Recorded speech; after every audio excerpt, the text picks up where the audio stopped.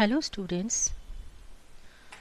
In the previous video, we have discussed different introductory concepts of CPU scheduling algorithms. In this video, we are going to discuss two CPU scheduling algorithms, FCFS and SJF. CPU scheduling deals with the problem of deciding which of the processes in the ready queue is to be allocated to the CPU. The simplest CPU scheduling algorithm is first come first served, that is FCFS algorithm. With this scheme, the process that requests the CPU first is allocated to the CPU first. The implementation of FCFS policy is easily managed with FIFO queue. When a process enters the ready queue, its PCB is linked at the tail of the queue. When the CPU is free, it is allocated to the process at the head of the queue. The running process is then removed from the queue. The code for FCFS scheduling is simple to write. The average waiting time under FCFS policy is often quite long. Now we are considering one example of application of FCFS algorithm. We have three processes P1, P2, P3 with burst times 24 millisecond, 3 millisecond and 3 millisecond. If we consider the processes have arrived inside the system in the order P1, P2, P3, then the Gantt chart will look like this. P1 is allocated to the CPU at time interval 0 and its burst time is 24 millisecond, so it will release the CPU at 24 millisecond. At that time, P2 will be allocated to CPU for the duration of its burst time, that is 3 millisecond. So at time interval 27, P2 will release the CPU. At 27 millisecond, P3 will be allocated to the CPU for its duration of the burst time, that is 3 millisecond. At time interval 30, P3 will release the CPU. So the average waiting time will be calculated like this. The average waiting time for P1 equal to 0.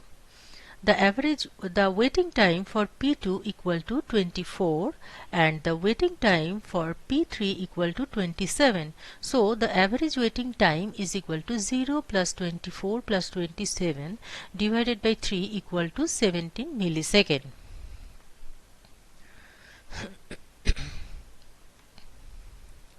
Now, if the arrival order of the processes becomes P2, P3 and P1, what will be the average waiting time? The Gantt chart will look like this. As we have changed the order, so P2 will be allocated to the CPU at time interval 0.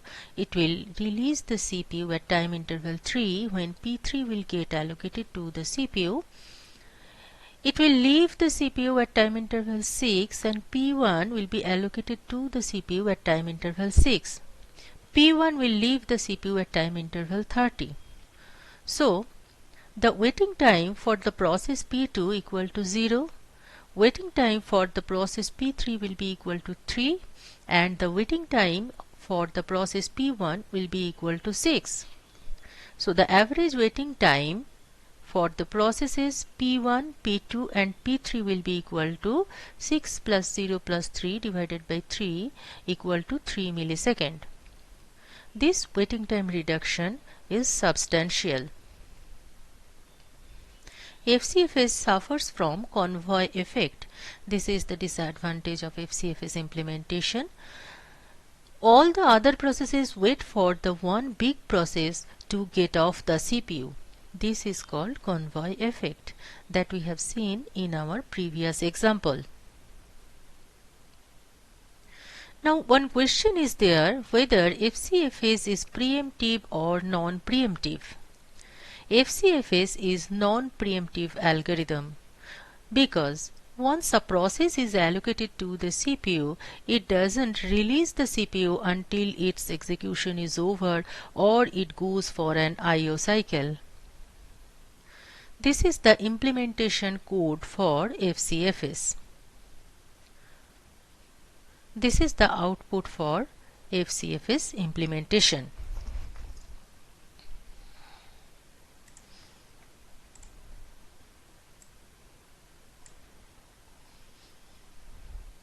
Here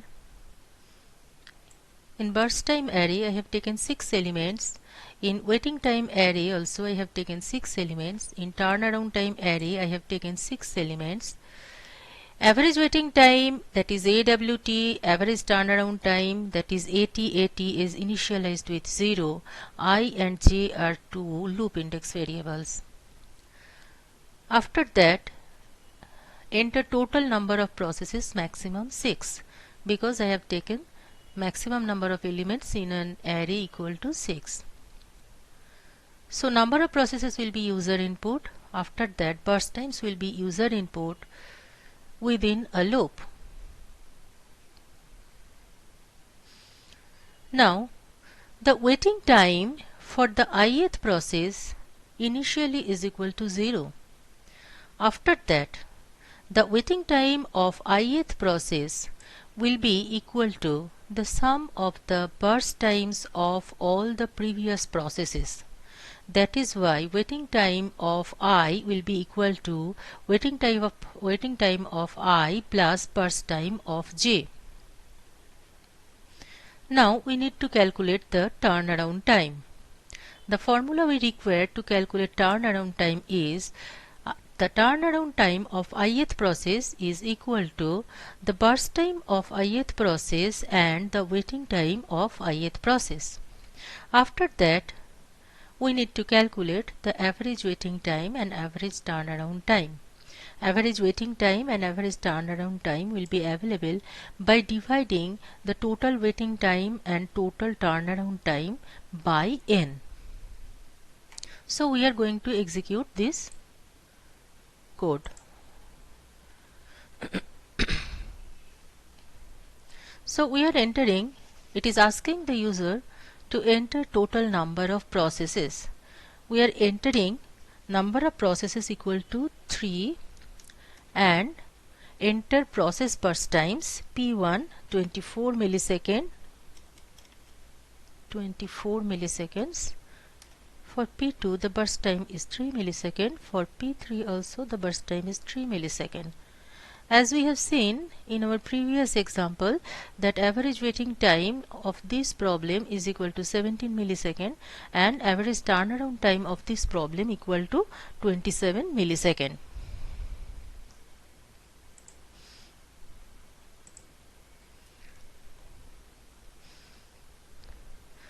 Now, a different approach to CPU scheduling is the shortest job first, that is SJF scheduling algorithm. When the CPU is available, it is assigned to the process that has the smallest next CPU burst. If two processes have the same length next CPU burst, FCFS scheduling is used to break the tie. Note that a more appropriate term should be the shortest next CPU burst, because the scheduling is done by checking the length of the next CPU burst of a process rather than its total length. As an example, we are considering the following set of processes with the length of CPU burst times are given in milliseconds. Using SJF algorithm, we schedule these processes according to this Gantt chart. As we are following shortest job first algorithm, and as we can see from the problem domain that P2 has the shortest burst time duration, that is why P2 gets allocated to the CPU first. Then P2 will release the CPU at time interval 3 when the next process with burst time equal to 5 milliseconds, that is P3, will get allocated inside the CPU. P3 will release the CPU at time interval 8 when the biggest process, that is P1, will get allocated to the CPU, and P1 will release the CPU at time interval 14.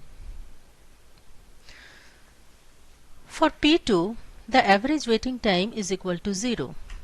For P3, the average waiting time is equal to 3, and for P1, the waiting time is equal to 8. So the average waiting time is 0 plus 3 plus 8 divided by 3 equal to 3.66 millisecond. Now, if we apply FCFS algorithm in the same domain, then P1 will get allocated to the CPU first, and it will release the CPU at time interval 6, when P2 will get allocated to the CPU and P2 will release the CPU at time interval 9. After that, P3 will get allocated to the CPU. P3 will release the CPU at time interval 14, because P3 has the burst time duration equal to 5 millisecond. Now the waiting time for P1 equal to 0, waiting time for P2 equal to 6, and waiting time for P3 equal to 9. So average waiting time following FCFS algorithm is equal to 0 plus 6 plus 9 divided by 3 equal to 5 millisecond. The SJF scheduling algorithm is probably optimal because it gives minimum average waiting time for a set of processes. The real difficulty we face with SJF implementation is to know the length of the next CPU request. One approach to approximate SJF scheduling is to predict next CPU burst as exponential average of the previous CPU bursts. The law is tau n plus 1 equal to alpha into Tn plus 1 minus alpha into tau n. This formula defines the exponential average, where alpha varies between 0 to 1, tau n is predicted length of previous CPU burst, Tn equal to actual length of nth CPU burst, and tau n plus 1 is the predicted length of next CPU burst.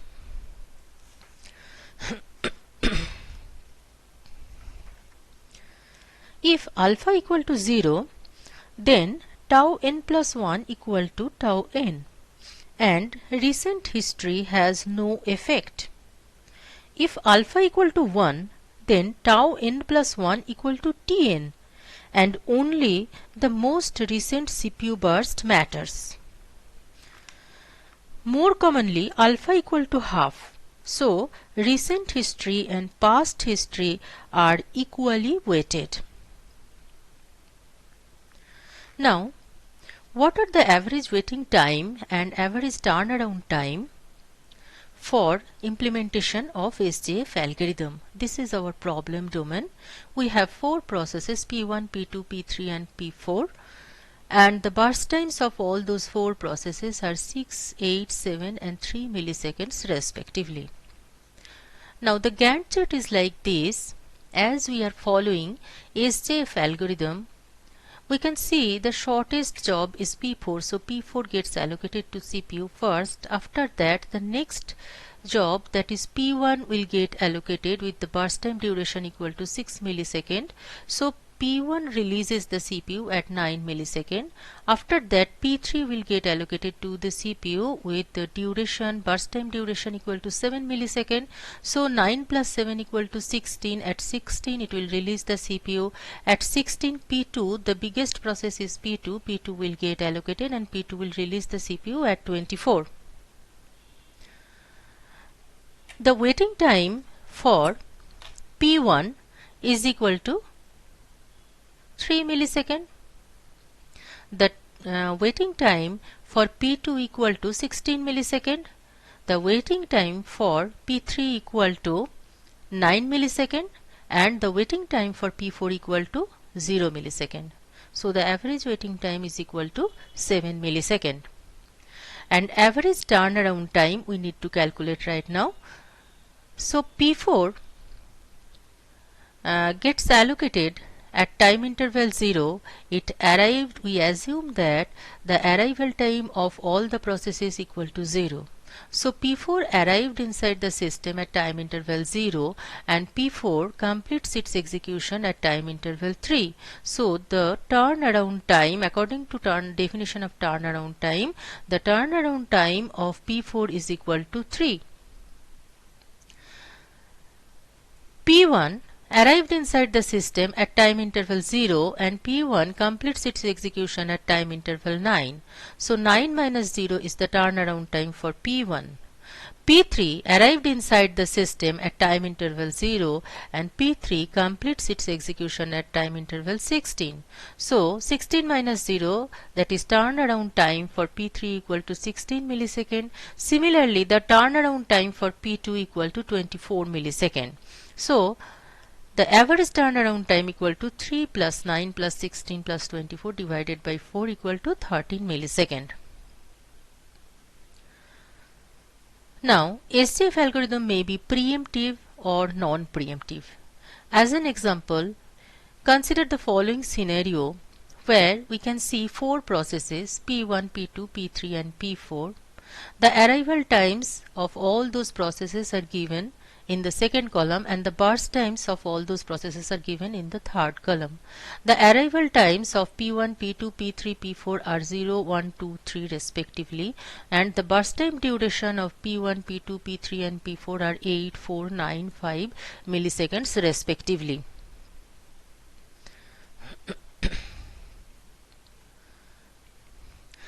So this is the problem domain. Now we are going to implement the non-preemptive Gantt chart for this problem domain.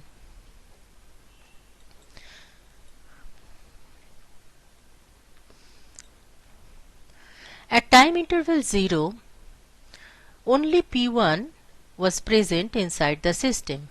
So we have allocated P1 to the CPU.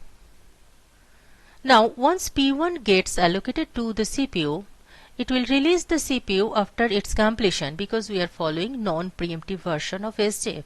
So at time interval 8, P1 releases the CPU. Now at time interval 8, all the other processes, that is P2, P3, P4 are present inside the system. Now among P2, P3, P4, which one has the lowest burst time? P2 has the smallest burst time, so P2 will get allocated to the CPU for the burst time duration equal to 4 milliseconds. So P2 will release the CPU at 12 milliseconds.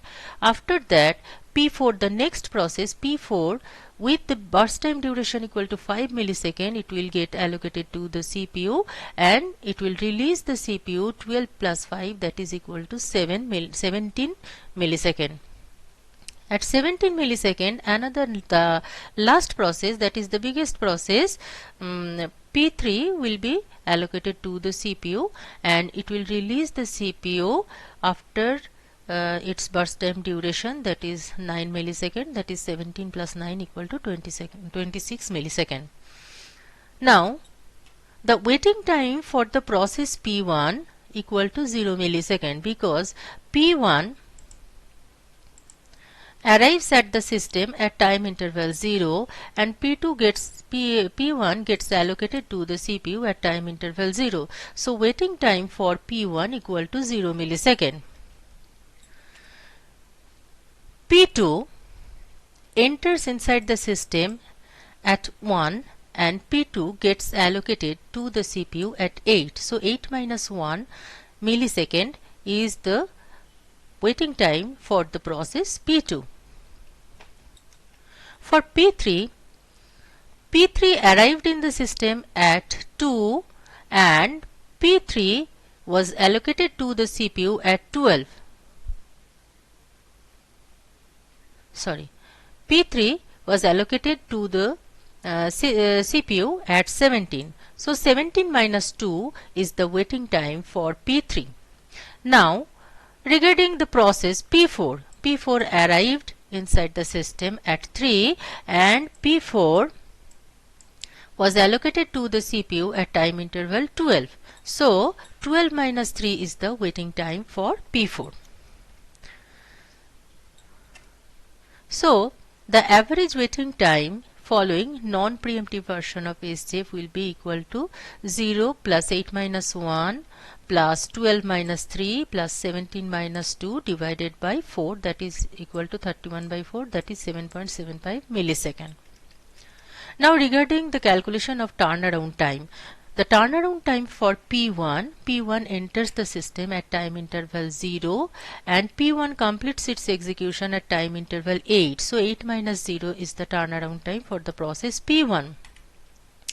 P2 enters the system at time interval 1 and P2 completes its execution at time interval 12. So 12 minus 1 is the turnaround time for P2. P3 enters the system at time interval 2 and P3 completes its execution at 26. So 26 minus 2 is the turnaround time for the process P3. Next is P4. P4 enters the system at time interval 3 and P4 completes its execution at time interval 17. So 17 minus 3 millisecond is the turnaround time for P4. Now we need to find out the average turnaround time following non-preemptive version of SJF, that is equal to 8 minus 0 plus 12 minus 1 plus 26 minus 2 plus 17 minus 3 divided by 4, that is equal to 24.25 millisecond. The next problem, what are average waiting time and average turnaround time for preemptive SJF? This is our problem domain. We have 4 processes P1, P2, P3 and P4, and arrival time columns are given, arrival time and burst time columns are given. The arrival times for all the 4 processes are given 0, 1, 2 and 3 respectively, and burst times of all the processes are given also. They are 8, 4, 9 and 5 milliseconds. Now the Gantt chart will be like this following preemptive version of SJF algorithm. At time interval 0, only P1 was present inside the system.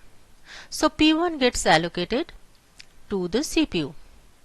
At time interval 1, another process P2 arrives inside the system, and it has lower burst time than the remaining burst time of P1. How much is the remaining burst time at time interval 1 of P1? The remaining burst time is equal to 7.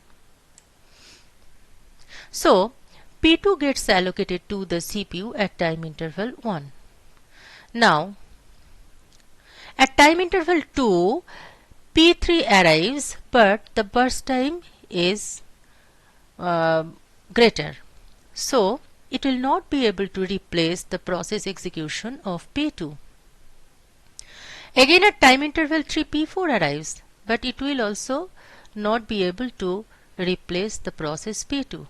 So the process P2 continues its execution and it completes its execution at time interval 5. So the execution of P2 is now over at time interval 5. At time interval 5, we have 3 processes in the system. P1 with the burst time equal to 7 millisecond, P3 with the burst time equal to 9 millisecond, P4 with the burst time equal to 5 millisecond. So at that time, the shortest job is P4, so P4 will get allocated to the CPU. It will continue its execution and it will release the CPU at time interval 10. So at time interval 10, the scenario is like this. P2 and P4 has completed their execution. P1 and P3 is present with the burst time 7 millisecond and 9 milliseconds respectively. So which one is which process is with shorter burst time? P1 is having shorter burst time. So P1 will be allocated to the CPU. So at time interval 10, P1 will be allocated for 7 millisecond and it will release the CPU at 17 millisecond. The last process, that is P3, gets allocated right now to the CPU and it will release the CPU at 26 millisecond. Now we are going to find out the waiting time for the process P1.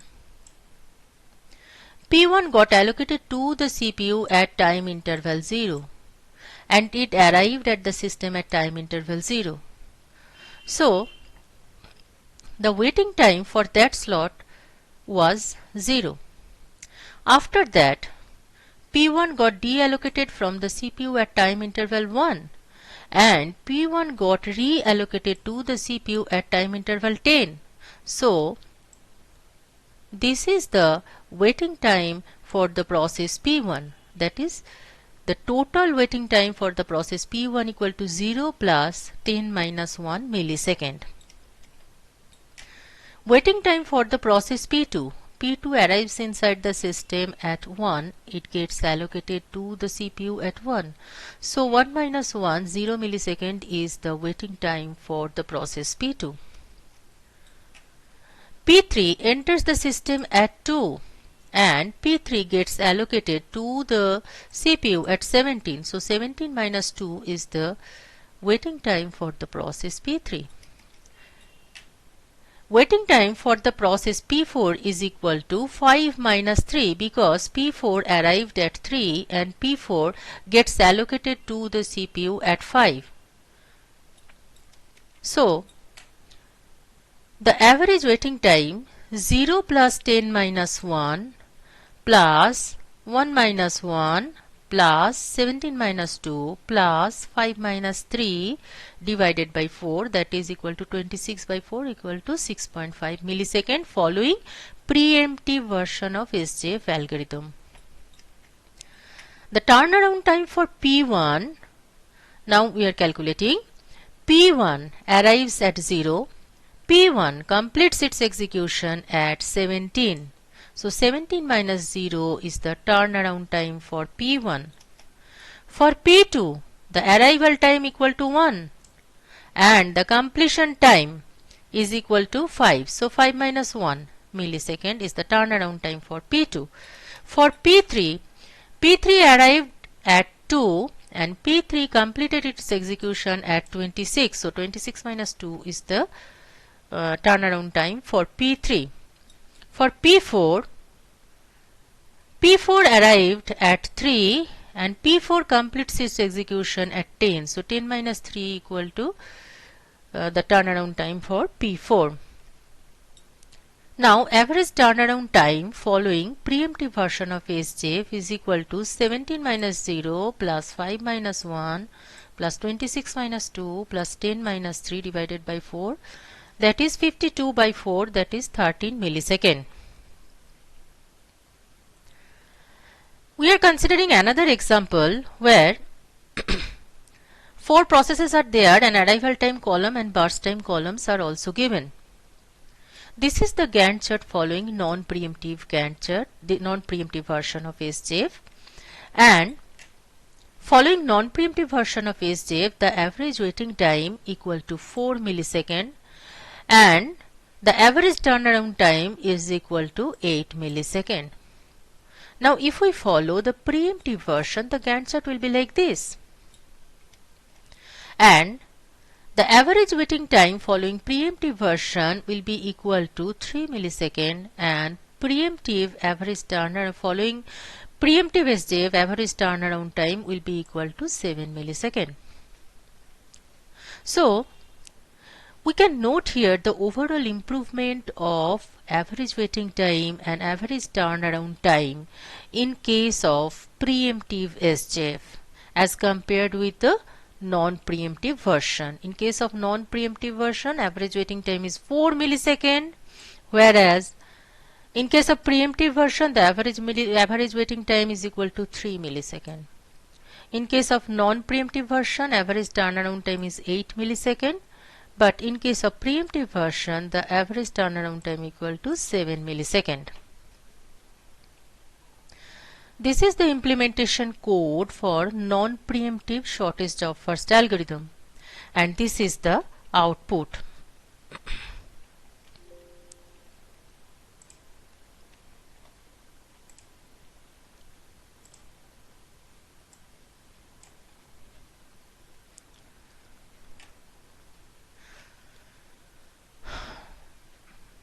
Again, here look at the code. Number of processes are user input. Burst times are also taken as user inputs inside the loop. After that, we are following non-preemptive version of SJF. So all the burst times are shorted, and according to the shorted burst times, the waiting time is calculated in the similar way. The waiting time of ith process is calculated. Only the burst times are shorted previously. After that, turnaround time is also calculated in the similar way as we have seen previously. What is new in this algorithm? Shorting the burst times. So if we want to execute this code,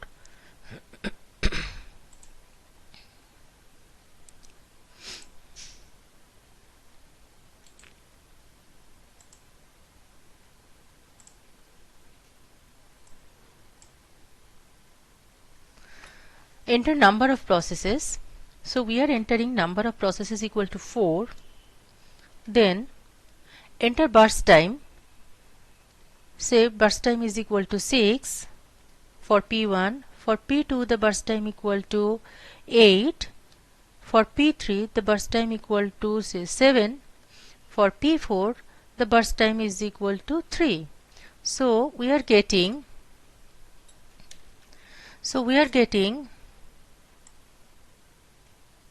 the average waiting time equal to 7 millisecond and average turnaround time equal to 13 millisecond. This particular example we have seen in our PowerPoint representation also. Now, regarding the execution of preemptive version of SJF, here also we have taken number of processes and arrival times and burst times as user inputs. After that, what is important here, first the burst time of the processes are copied in a new array temp, because in the further calculation of burst time of the process, that will go on decreasing, but we require the real burst time of the process in the calculation of waiting time. That we have seen while we have followed the algorithm of preemptive SJF algorithm. Now the burst time of the process is initialized with an arbitrary maximum value, and the loop will execute until all the process complete its execution. So we use count not equal to number of process. To find out minimum burst time, this part of code is executed to find out the minimum burst time. Now, if one of the process is completed, in that case the value of the variable count will be incremented by 1. The waiting time formula we have used over here is equal to waiting time equal to completion time minus arrival time minus burst time, and the turnaround time formula we have used here, turnaround time equal to completion time minus arrival time. It is easily understandable that these two formula will actually compute the waiting time and turnaround time. So after finding out total waiting time and total turnaround time, we are going to find out the average waiting time and average turnaround time.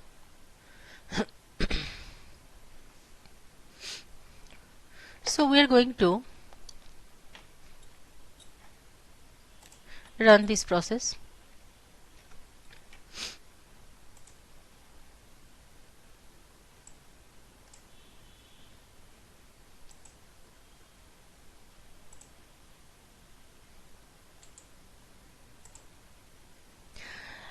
Enter the number of processes.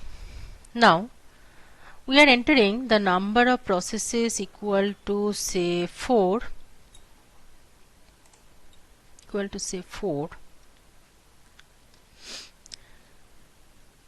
Arrival time and waiting time it is asking from the user. We are giving for process P1 the arrival time is equal to 0 and the waiting time is equal to say 8. Then for process P2 the arrival time is equal to say 1 and the waiting time is equal to say 4. Then arrival time is equal to 2 and waiting time is equal to 9. For process P4 arrival time is equal to 3 and waiting time is equal to 5. So we are getting the output average waiting time equal to 6 millisecond and average turnaround time equal to 13 millisecond. This is the output of preemptive SJF implementation.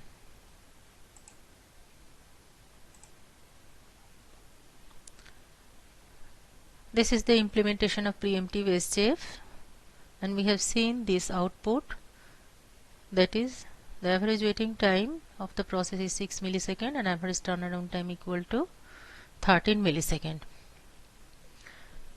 This is the reference book I have used during my lecture. Thank you everybody for patient hearing. Please subscribe the channel. If you have any question, please put your question in the comment section of the video. Thank you once again.